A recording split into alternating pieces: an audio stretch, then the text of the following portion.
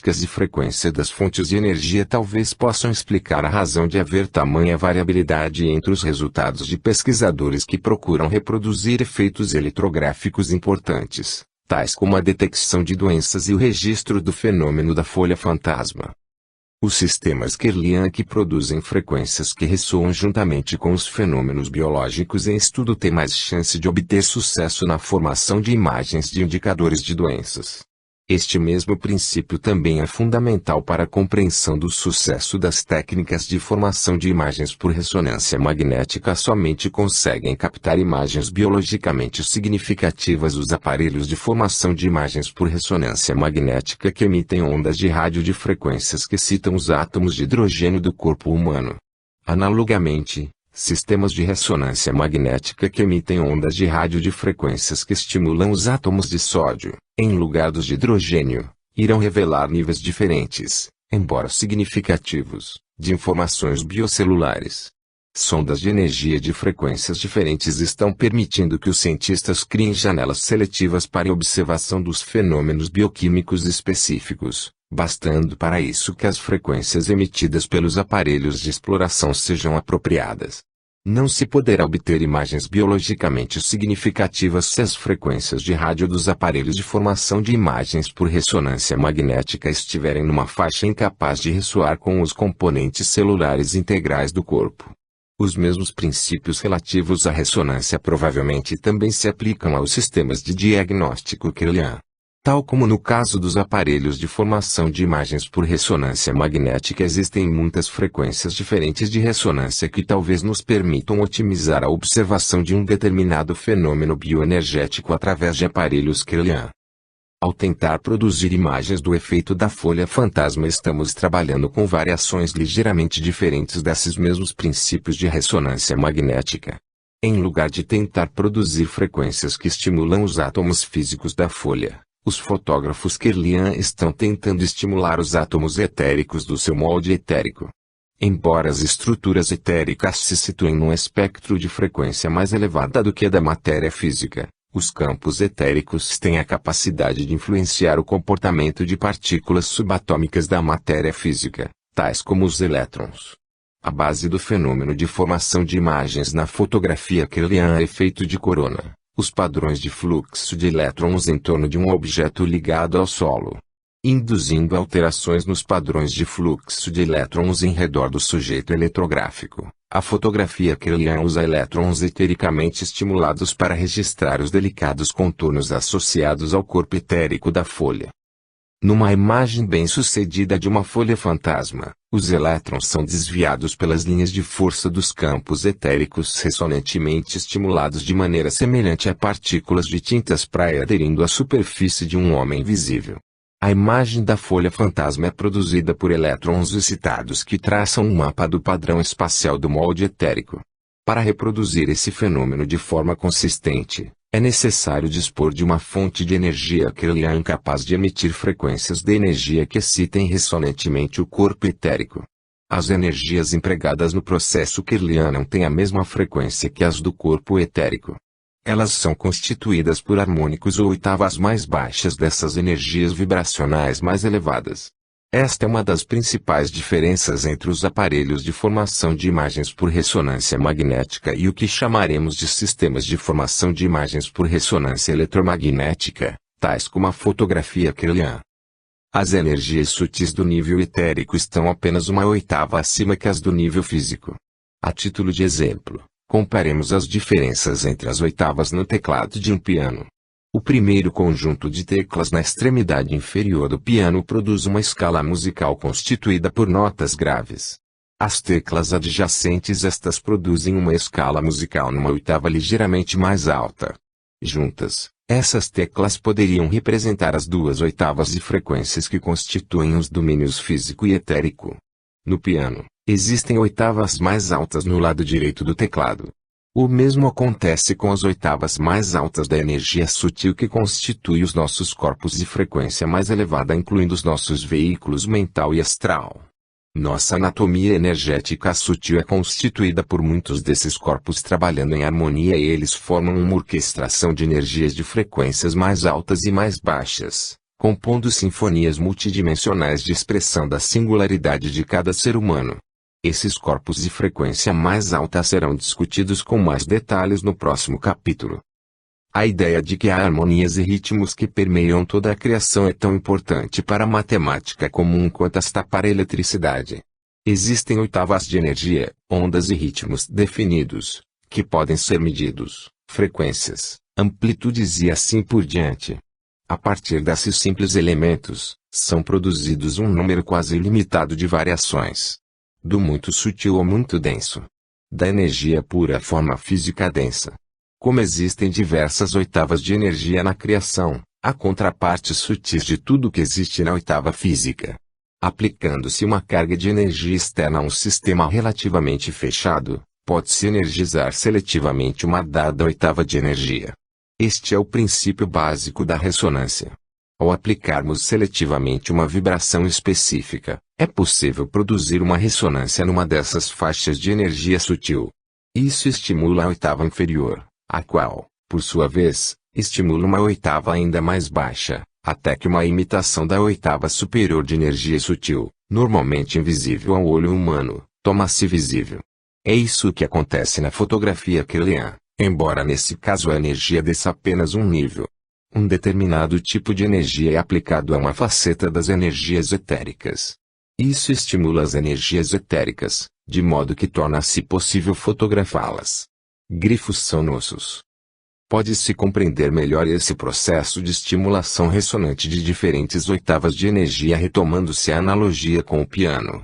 Quando se pressiona uma tecla do piano, a corda metálica vibra numa determinada frequência numa única oitava de notas. Enquanto a corda está vibrando, a energia sônica provoca vibrações correspondentes naquela mesma tecla embora em outras oitavas. Ou seja, quando se toca uma nota dó grave num piano produz-se também uma estimulação ressonante das notas dó mais altas. Este tipo de harmonia ressonante representa o mesmo processo básico que ocorre quando se fotografa o efeito da folha fantasma através da técnica Kirlian.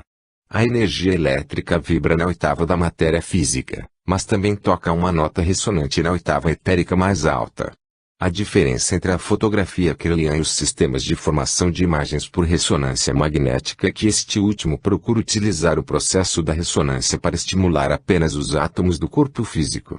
O sistema Kirlian vai um passo além porque estimula ressonantemente os átomos do campo etérico e permite que eles sejam visualizados através de suas interações com os campos elétricos produzidos pela câmara Kirlian. Utilizando-se esse mesmo princípio básico da ressonância, talvez seja possível descobrir frequências que nos permitam visualizar oitavas de matéria e energias situadas além do nível etérico. Quando se utiliza a técnica Kirlian, no seu atual estágio de desenvolvimento, pode-se ocasionalmente registrar no filme essas energias etéricas. O problema com o processo Kirlian, no seu nível de compreensão atual, é a existência de tantos fatores físicos que podem interagir com a imagem final. Isso dificulta a distinção entre os efeitos físicos e os etéricos. Cada imagem Kirlian, até mesmo uma impressão digital, é resultado de muitos fatores físicos e não físicos. Os sistemas atuais não nos proporcionam nenhum método simples para determinar quais efeitos são físicos e quais etéricos. A única maneira segura de se conseguir isto nos dias de hoje é eliminando por completo todos os efeitos físicos através da remoção do corpo físico, como no caso da amputação da parte superior da folha para se obter o fantasma. Existe um outro método para se evitar essa interferência física às vezes significativa, como na detecção do câncer, porém involuntária. Para que possamos compreender de que forma isso pode ser feito, precisamos antes analisar uma aplicação pouco conhecida da tecnologia Kirlian. Arion Field, um pesquisador inglês que se dedica ao estudo da fotografia Kirlian, utilizou com sucesso impressões digitais Kirlian para a detecção do câncer. No decorrer dos seus estudos com o equipamento Kirlian, ele descobriu que o impulso eletromagnético que fluía para o eletrodo que ficava embaixo do filme também era transmitido para o corpo do indivíduo cujo dedo se apoiava sobre a chapa fotográfica. Os padrões de frequência energética transmitidos pela fonte de energia Kirlian para a pele podiam ser captados a uma distância de várias polegadas do corpo do paciente utilizando-se detectores eletromagnéticos na faixa das ondas de rádio e ultrassons. Desenvolveu-se uma sonda detectora conhecida como canhão Kirlian, a qual foi acoplada a um osciloscópio a fim de exibir as energias captadas em torno do corpo do paciente. Oldfield usou uma fonte de energia Kirlian modificada, a qual foi ligada diretamente ao corpo do paciente através de um eletrodo colocado no pulso. Depois disso, ele passou o canhão Kirlian sobre o corpo do paciente, a uma distância de várias polegadas, para detectar eventuais emissões de energia enquanto ele se mantinha ligado a uma fonte de energia Kirlian.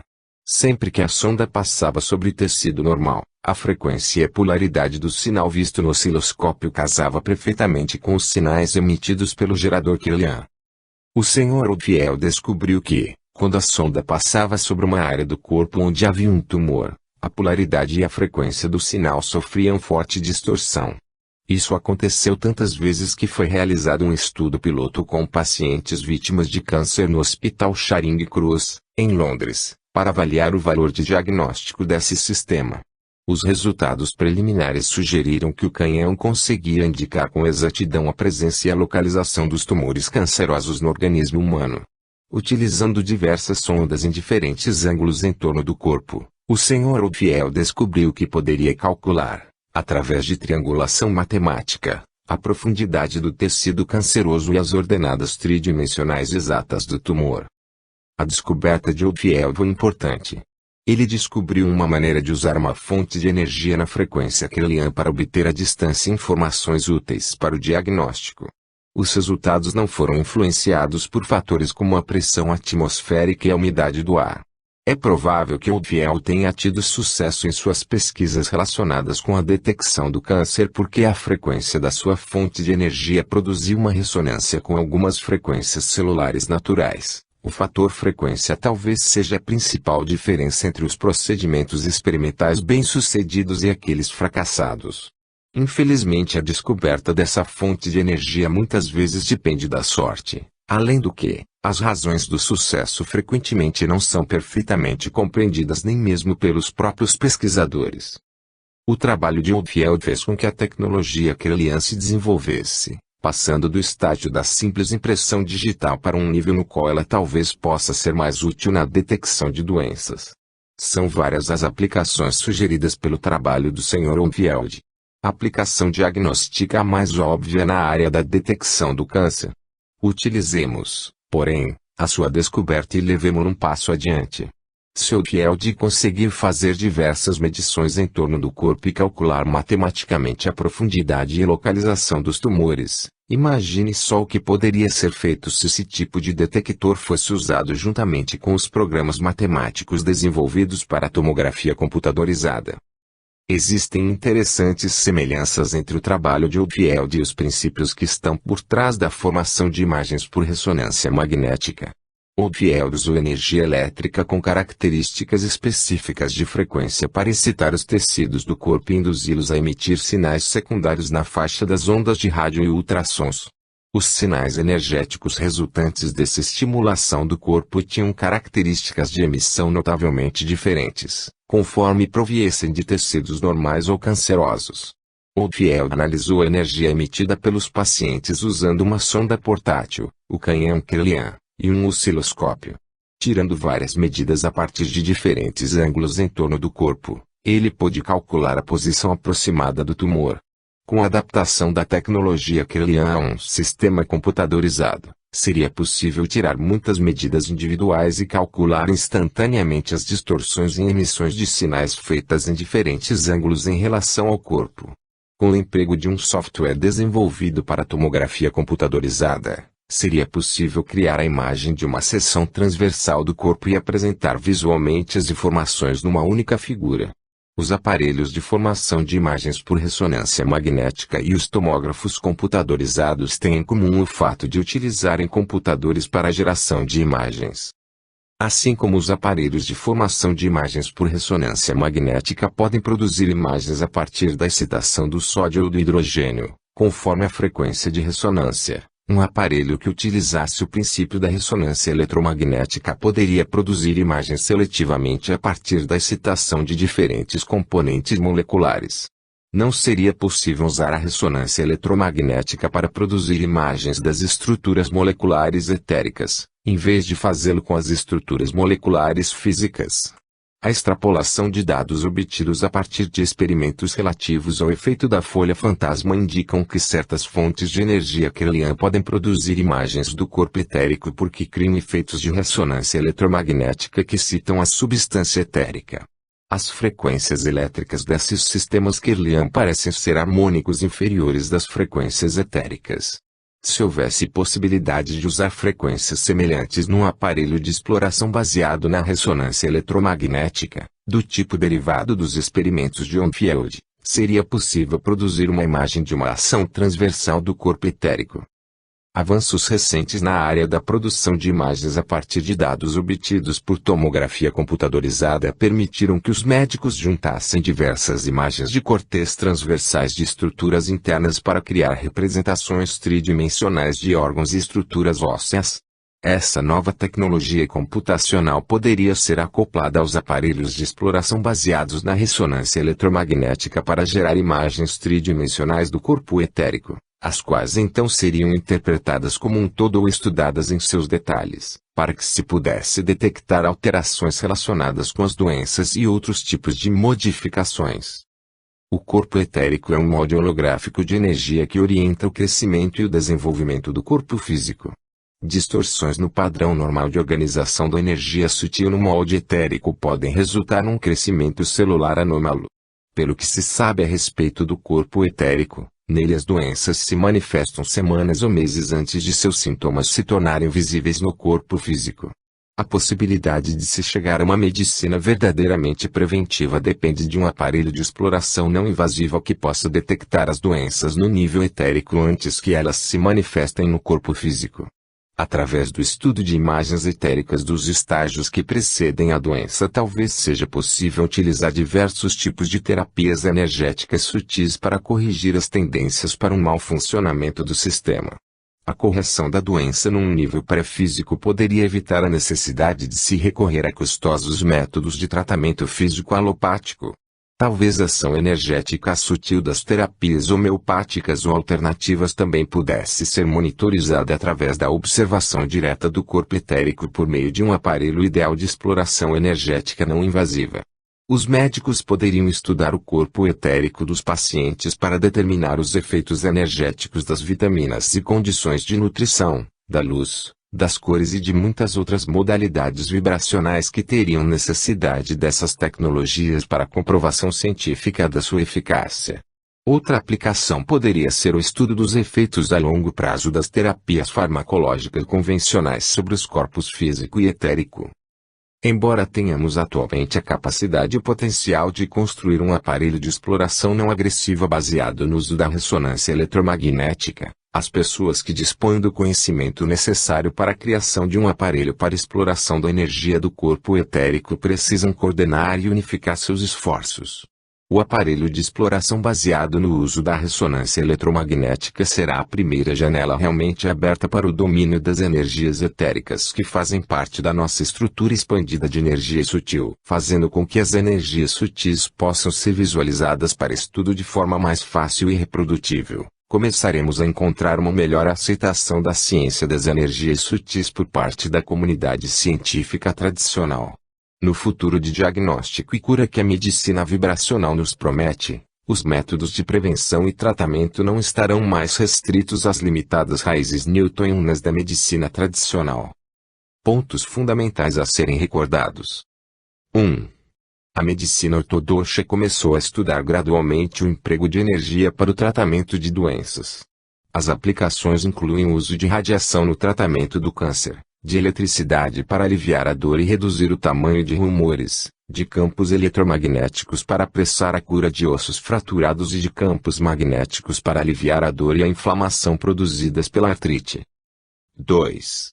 O corpo físico possui certos laços de realimentação elétricos autocurativos, tais como as correntes de lesão, que tendem a promover a regeneração celular depois de o corpo ter sido mutilado. Talvez haja sistemas eletrônicos semelhantes a semicondutores entre as células e dentro delas, os quais participariam dos processos normais de crescimento e reprodução celulares. 3. A ciência está desenvolvendo rapidamente novas tecnologias de formação de imagens, tais como a tomografia computadorizada, a tomografia por emissão de pósitrons e a formação de imagens por ressonância magnética, as quais proporcionam ao médico novas janelas para o conhecimento da estrutura e função do cérebro e do corpo. 4.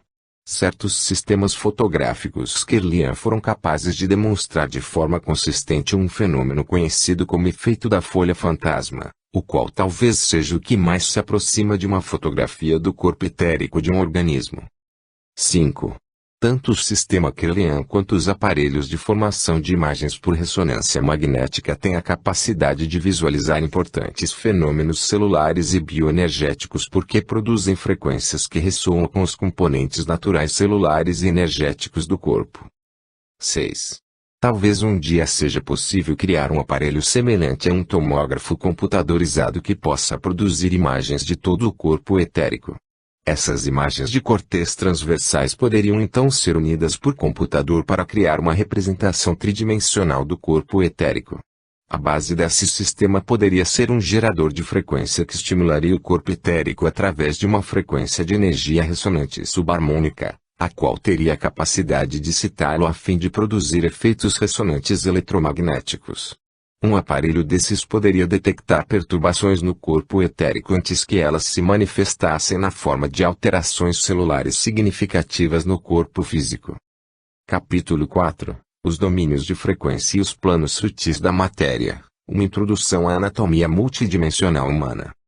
Uma das principais diferenças entre as abordagens das medicinas newtoniana e einsteinianas são os seus pontos de vista a respeito do corpo humano.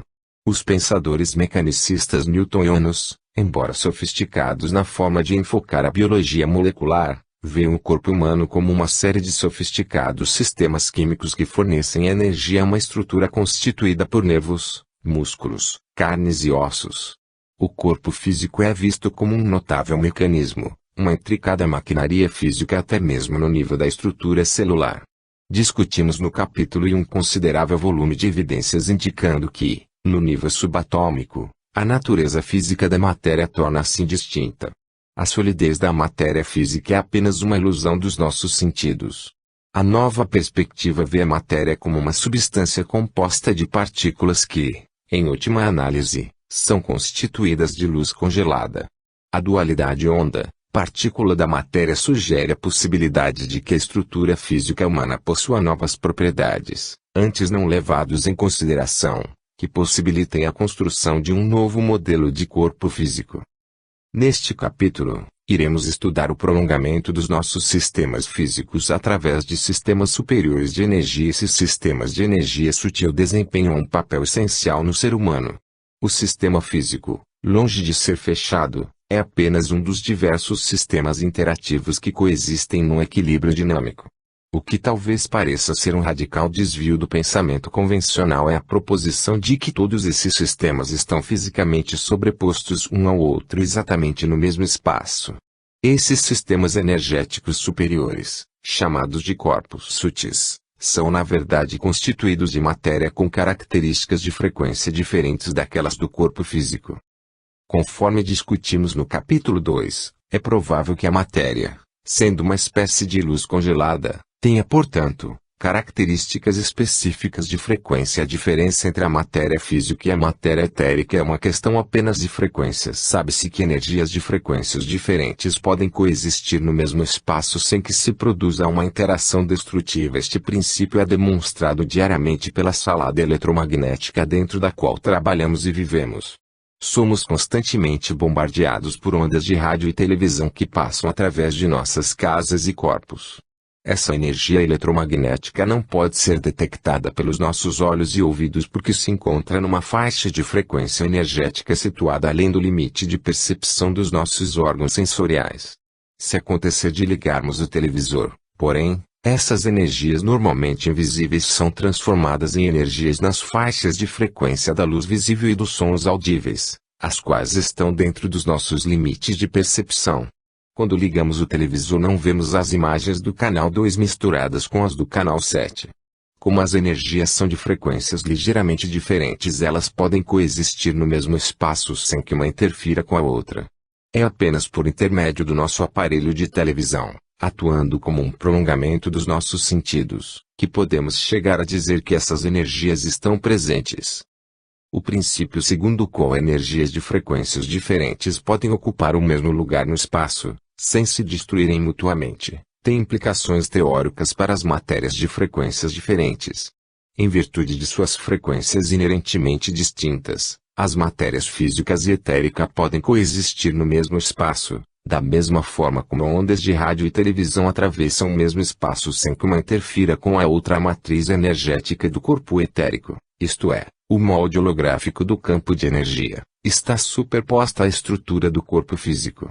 É por isso que o efeito da folha fantasma sempre aparece no espaço antes ocupado pela porção física da folha. O princípio das diferenças de frequências entre os diversos tipos de matéria também se aplica a matérias com frequências ainda mais altas que as do corpo etérico.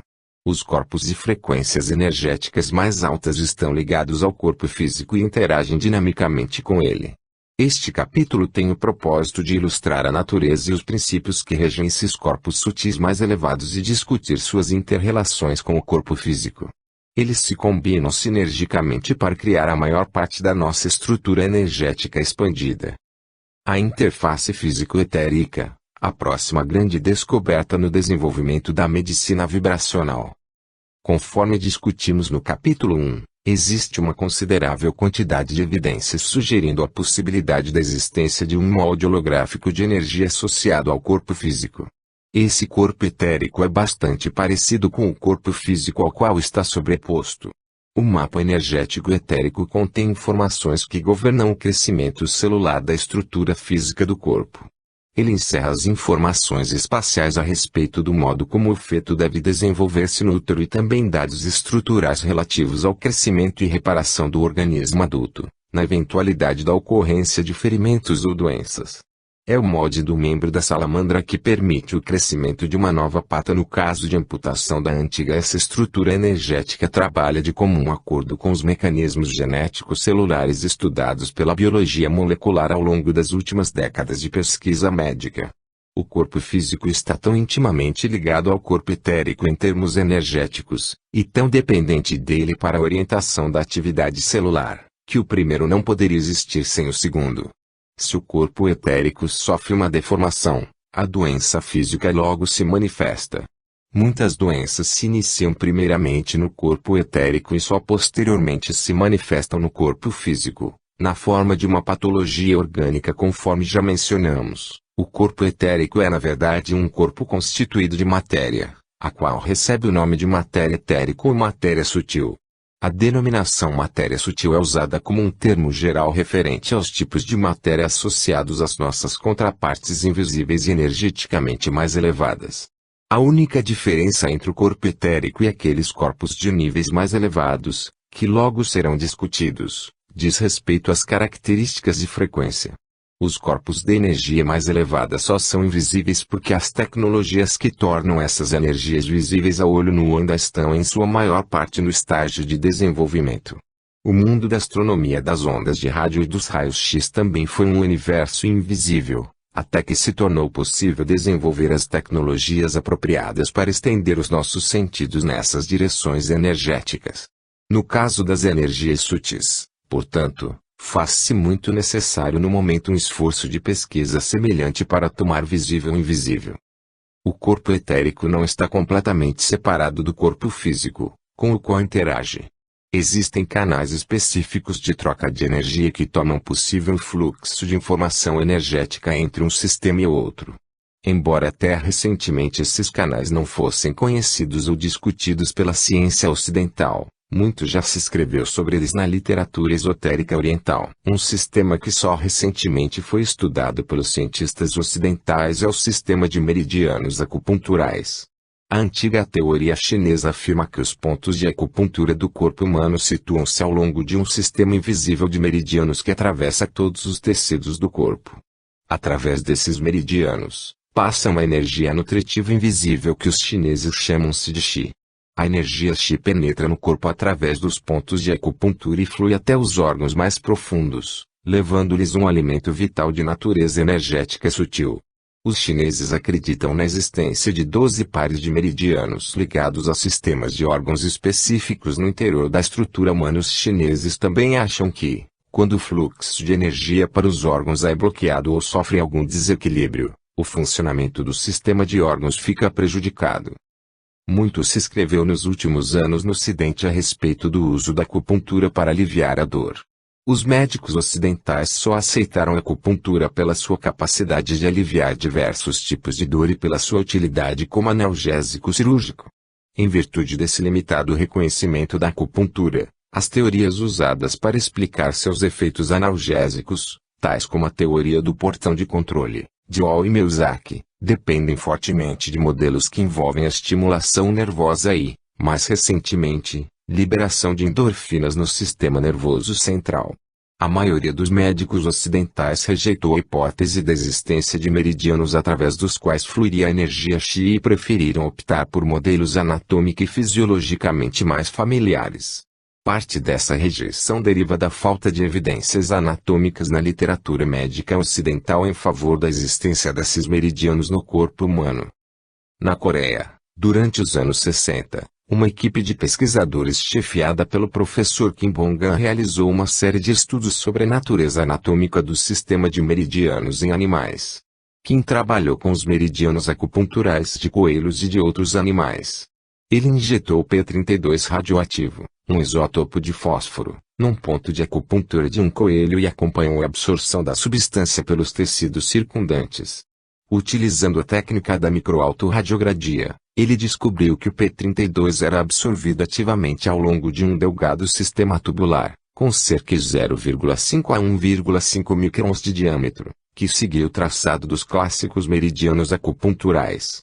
Eram desprezíveis as concentrações de P no tecido imediatamente contíguo aos meridianos ou nas proximidades do local de injeção. Quando o P32 era deliberadamente injetado numa veia vizinha, a quantidade da substância que podia ser detectada na rede de meridianos era pequena ou nula. Essa descoberta sugere que o sistema de meridianos é independente da rede vascular. Estudos mais recentes, realizados pelo pesquisador francês Pierre de Vernejoul e seus colaboradores, confirmaram as descobertas de Kim em seres humanos. Eles injetaram tecnécio radioativo 99 metros nos pontos de acupuntura dos pacientes e acompanharam a absorção do isótopo através de uma câmara gama. De Vernejoul verificou que o tecnécio radioativo 99 metros migrava ao longo do traçado dos clássicos meridianos da acupuntura chinesa, percorrendo uma distância de 30 centímetros em 4 a 6 minutos. A injeção de isótopo em pontos aleatórios da pele nos sistemas venoso e linfático não produziu resultados semelhantes, sugerindo que os meridianos constituem uma via morfológica distinta.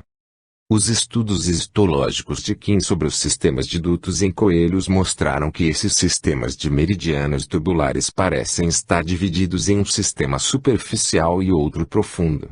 O sistema profundo foi posteriormente subdividido em vários subsistemas. O primeiro desses sistemas meridianos profundos foi chamado de sistema de dutos internos. Descobriu-se que esses dutos flutuam livremente no interior dos vasos linfáticos e vasculares, penetrando nas paredes dos vasos em pontos específicos de entrada e saída.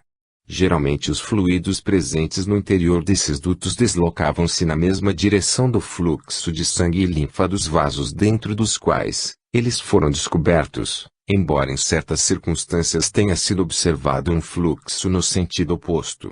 O fato de esses dutos internos penetrarem e saírem das paredes dos vasos e de seus fluidos às vezes se deslocarem no sentido oposto ao fluxo de seus vasos transportadores sugere que sua origem é diferente da dos sistemas vascular linfático e, possivelmente, cronologicamente anterior à deles.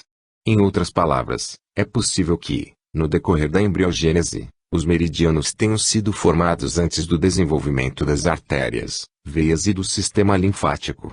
Os meridianos talvez atuem como indicadores espaciais que orientam a formação e o desenvolvimento da rede dos sistemas vascular e linfático. À medida que os vasos sanguíneos se desenvolvem, eles vão crescendo em torno dos meridianos, dando a impressão de que estes entraram e saíram dos vasos. Foi descrita também uma segunda série de túbulos, o sistema de dutos intraexternos. Estes dutos são encontrados ao longo da superfície dos órgãos internos e parecem formar uma rede inteiramente independente dos sistemas vascular, linfático e nervoso.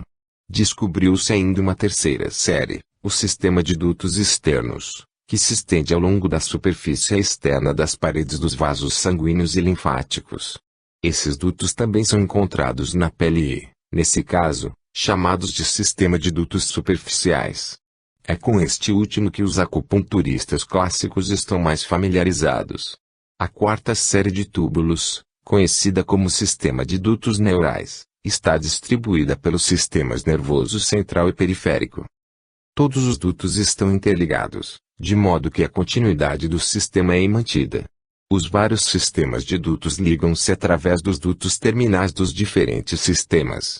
Essa ligação é semelhante à que ocorre entre as artérias e veias, no nível dos capilares. Curiosamente, Kim descobriu que os dutos terminais chegam até o núcleo das células. Ao longo desses meridianos, a determinados intervalos, ele também encontrou pequenos corpúsculos espaciais. Esses corpúsculos do sistema de dutos superficiais parecem localizar-se abaixo dos clássicos pontos e meridianos acupunturais ao corpo humano. O fluido extraído desses túbulos apresentou elevadas concentrações de DNA, RNA, aminoácidos, ácido hialurônico, 16 tipos de nucleotídeos livres, adrenalina, corticosteroides, exógeno e outras substâncias hormonais em níveis muito diferentes daqueles comumente encontrados na corrente sanguínea. A concentração de adrenalina no fluido meridiano foi 2 vezes maior que na corrente sanguínea. Num dos pontos de acupuntura encontrou-se uma concentração de adrenalina 10 vezes maior que a dos níveis sanguíneos. A presença de hormônios e adrenalina no fluido contido nos dutos certamente sugere a existência de alguma ligação entre o sistema meridiano e as glândulas endócrinas do corpo.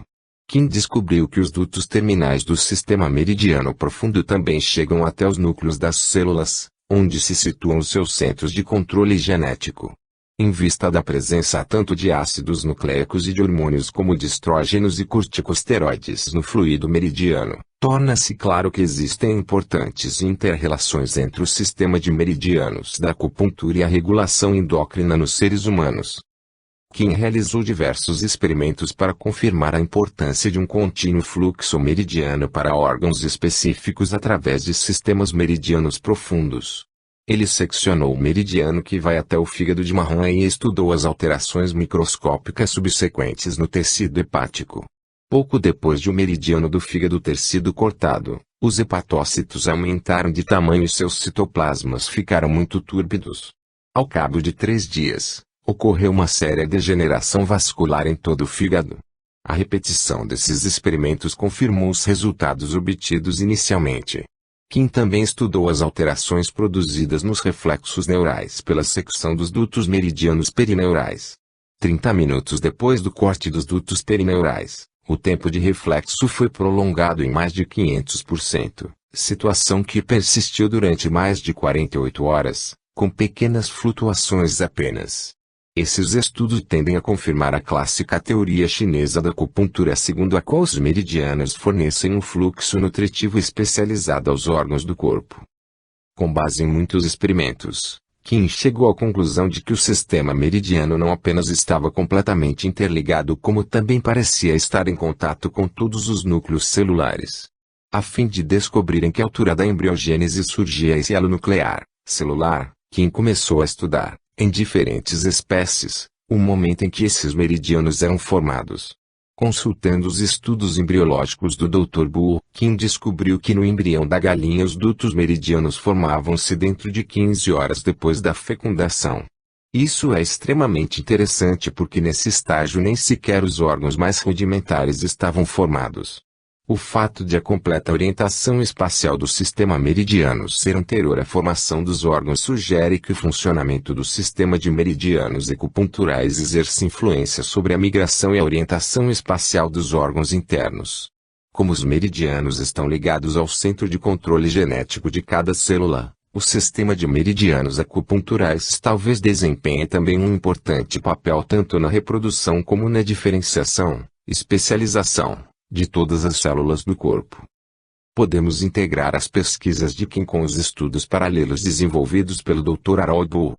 Lembremos aqui que o Dr. Bull realizou experimentos de mapeamento dos campos elétricos existentes em torno de embriões de salamandra.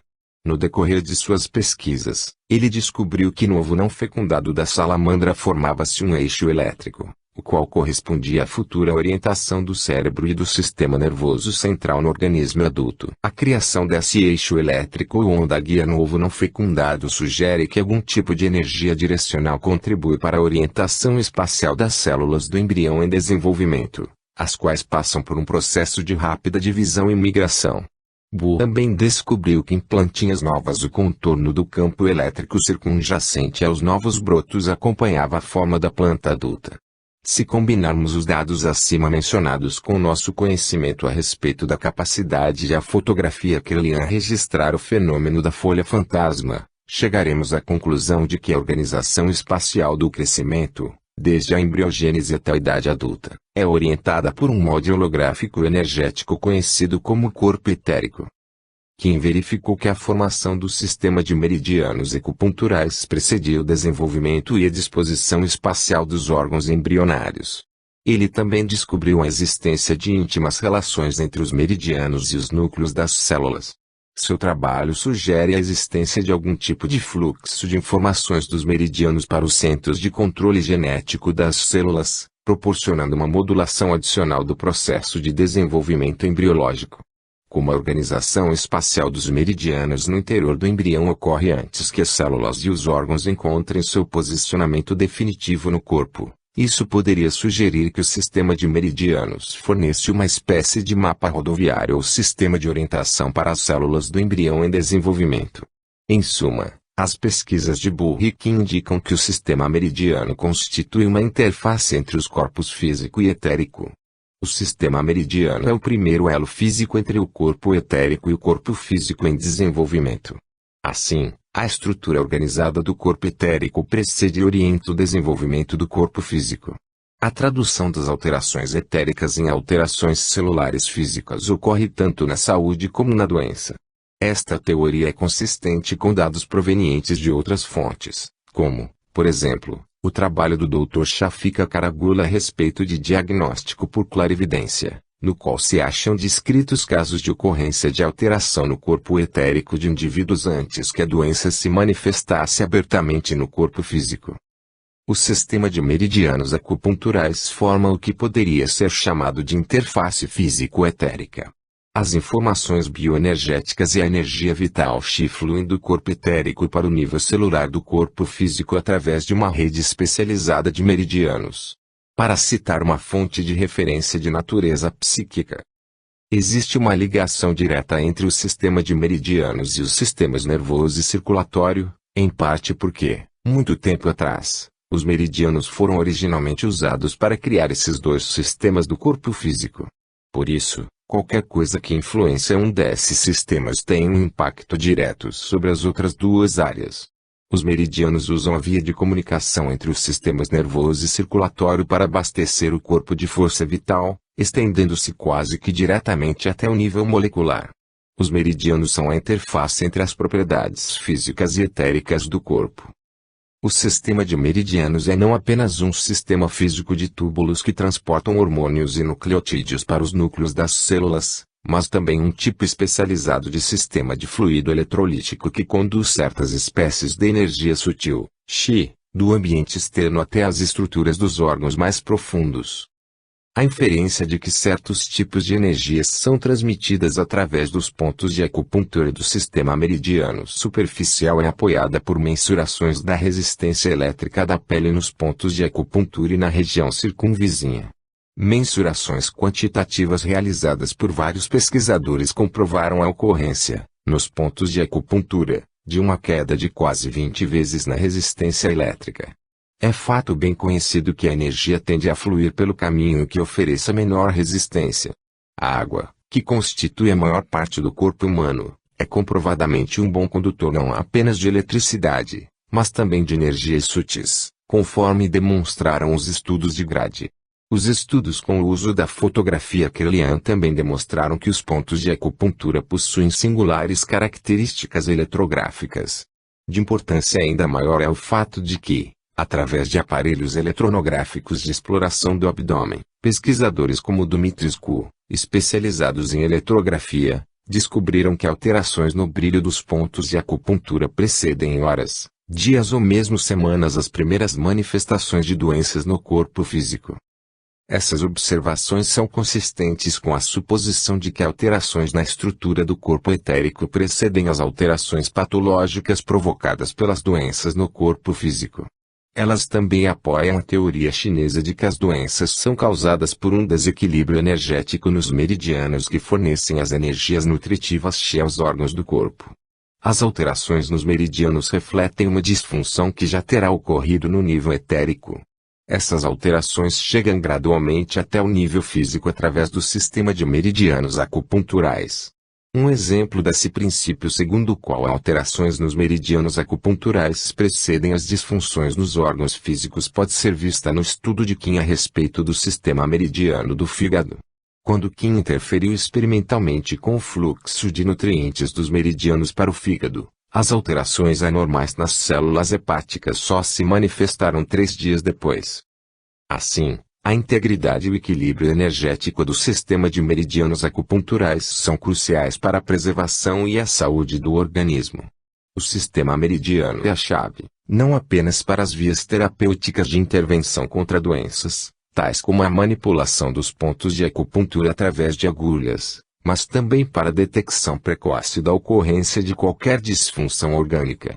Em virtude de sua capacidade de registrar alterações nas energias sutis do sistema meridiano, a eletrografia Kirlian e vários outros sistemas eletrônicos relacionados com a acupuntura poderão ter um grande potencial de diagnóstico para os médicos do futuro.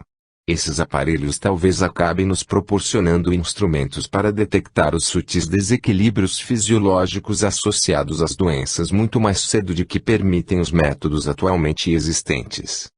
O sistema de meridianos acupunturais será discutido com mais detalhes num capítulo à parte.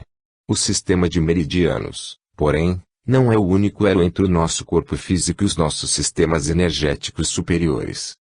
Os chakras e os nadis, uma lição de anatomia energética sutil indiana. Informações provenientes de vários textos antigos da literatura yoga indiana falam a respeito da existência de centros de energia especiais no interior do nosso corpo sutil. Vamos descrever esses sistemas de energia e, em seguida, verificar se existe alguma evidência científica moderna que comprove sua existência. Disse que esses centros de energia, denominados chakras, que em sânscrito significa círculo, assemelham-se a vórtices rodopiantes de energias sutis. Os chakras estão de alguma forma envolvidos na captação das energias superiores e na sua transmutação numa forma utilizável na estrutura humana. Os cientistas ocidentais recentemente voltaram suas atenções para a compreensão e a validação dessas estruturas até então não reconhecidas. No passado, os chakras e os meridianos foram ignorados pelos cientistas ocidentais, que os tinham na conta de construções mágicas produzidas por pensadores orientais primitivos e ingênuos. Atualmente, porém, a existência dos chakras e dos meridianos acupunturais está finalmente sendo confirmada, graças ao desenvolvimento de tecnologias de energia sutil que podem detectar sua presença e mensurar suas funções. Do ponto de vista fisiológico, os chakras parecem estar envolvidos com o fluxo de energias superiores para as estruturas celulares do corpo físico através de canais específicos de energia sutil. De certa forma, eles parecem atuar como transformadores de energia, reduzindo sua forma e frequência para adequá-las ao nível de energia imediatamente inferior. A energia, por sua vez, é traduzida em alterações hormonais, fisiológicas e, finalmente, celulares por todo o corpo.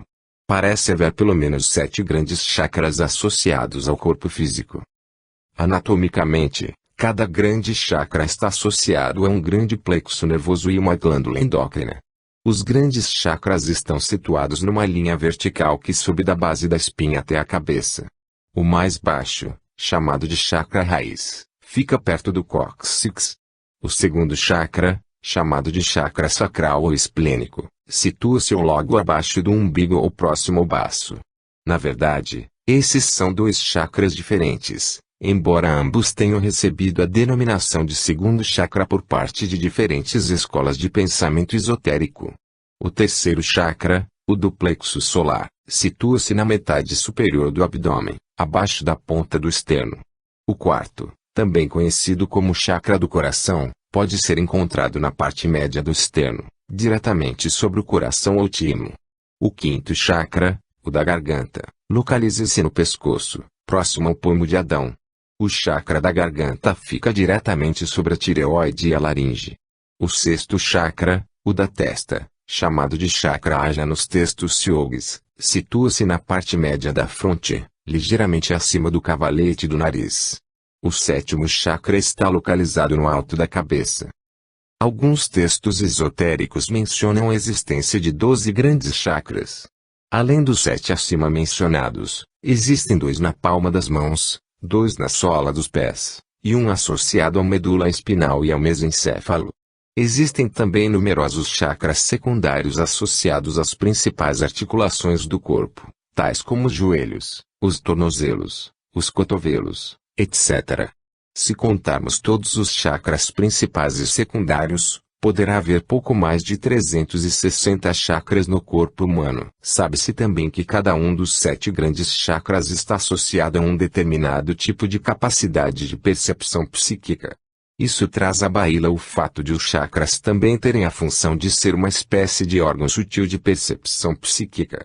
O chakra Ajna ou da testa, por exemplo, também chamado de terceiro olho, está ativamente envolvido na percepção clarividente. De origem francesa, a palavra clarividência, clairvoyance, significa literalmente ver com clareza. Conforme já observamos acima, cada grande chakra está associado a um determinado plexo nervoso e glândula endocrina. As associações aqui relacionadas baseiam-se tanto em ocidentais como em orientais. Há dados sugerindo a existência de diferenças entre orientais e ocidentais, quanto aos esquemas de associações endócrinas dos chakras inferiores. Isso acontece porque na verdade existem 2 sistemas de chakras. Foi sugerido ainda que, quando esses 2 sistemas de chakras se fundem, um novo sistema de chakra é criado. Os orientais têm o cóccix e as gônadas associados respectivamente ao primeiro e ao segundo chakra, e o timo associado ao quarto chakra. Os ocidentais têm o primeiro e o segundo chakra associados respectivamente às gônadas e ao baço, e o quarto chakra associado ao coração. Além disso, algumas fontes associam o primeiro chakra às gônadas e o segundo chakra às células de Leydig, que produzem hormônios no interior das gônadas, e as glândulas suprarrenais. O diagrama 11 fornece apenas informações gerais a respeito das associações endócrinas do primeiro e segundo chakras.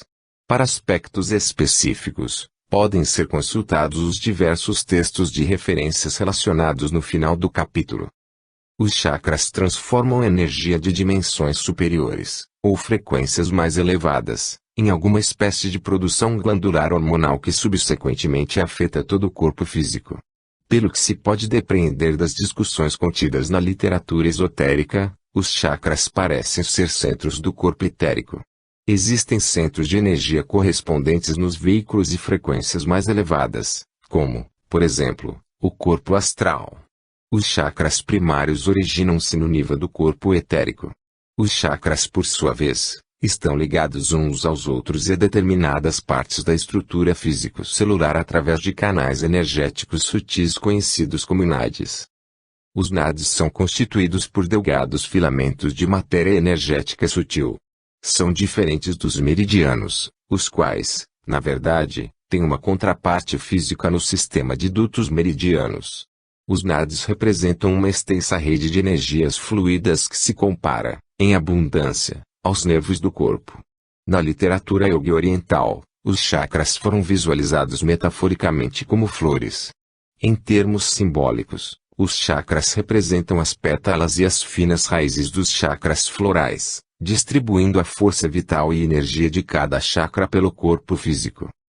Com base em informações provenientes de diversas fontes, foram descritos mais de 72 mil nadis ou canais de energia etérica na anatomia sutil dos seres humanos. Esses singulares canais estão intimamente ligados ao sistema nervoso físico. Em virtude dessa intrincada ligação com o sistema nervoso, Os nadis influenciam a natureza e a qualidade da transmissão dos impulsos nervosos numa extensa rede constituída pelo cérebro, medula espinal e nervos periféricos. Assim, uma disfunção patológica no nível dos chakras e nadis pode ser associada a alterações patológicas no sistema nervoso.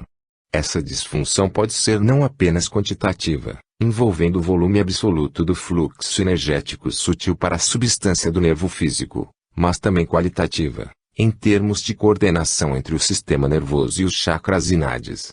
Em outras palavras, existe um alinhamento especial entre os grandes chakras, as glândulas e os plexos nervosos, alinhamento que é necessário para a otimização da função humana.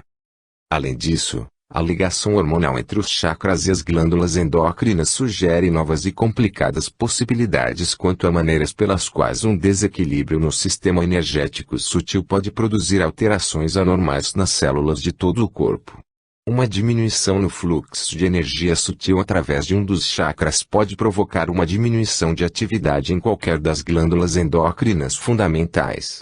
Uma diminuição no fluxo de energia através do chakra da garganta, por exemplo, poderia provocar um hipotireoidismo. Tendo sido apresentados os aspectos principais do sistema chakra, nadis, temos de nos perguntar se há alguma evidência convincente que possa confirmar a existência dessa rede energética sutil. Pesquisas realizadas pelo Dr. Hiroshi Motoyama, do Japão, produziram resultados experimentais que tendem a confirmar a presença do sistema de chakras nos seres humanos. Conforme mencionamos anteriormente, acredita-se que os chakras sejam transformadores de energia.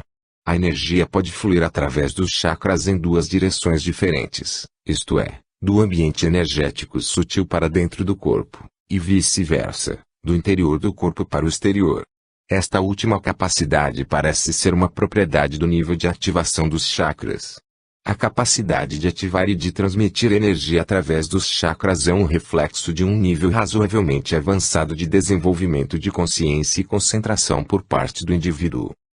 Motoyama argumentou que, se um indivíduo iluminado podia realmente ativar e direcionar energia a partir dos chakras, então talvez fosse possível medir algum tipo de emissão bioenergética, bioelétrica nesses centros. Embora a energia básica conduzida pelos chakras possa ser de natureza energética sutil, reverberações secundárias de energia numa oitava harmônica inferior, como os campos eletrostáticos, talvez sejam mensuráveis. Uma linha de raciocínio semelhante tem sido usada para ajudar a explicar de que modo os elétrons uma oitava inferiores da fotografia Kirlian podem ser usados para registrar visualmente fenômenos etéricos de dimensões superiores, tal como o efeito da folha fantasma.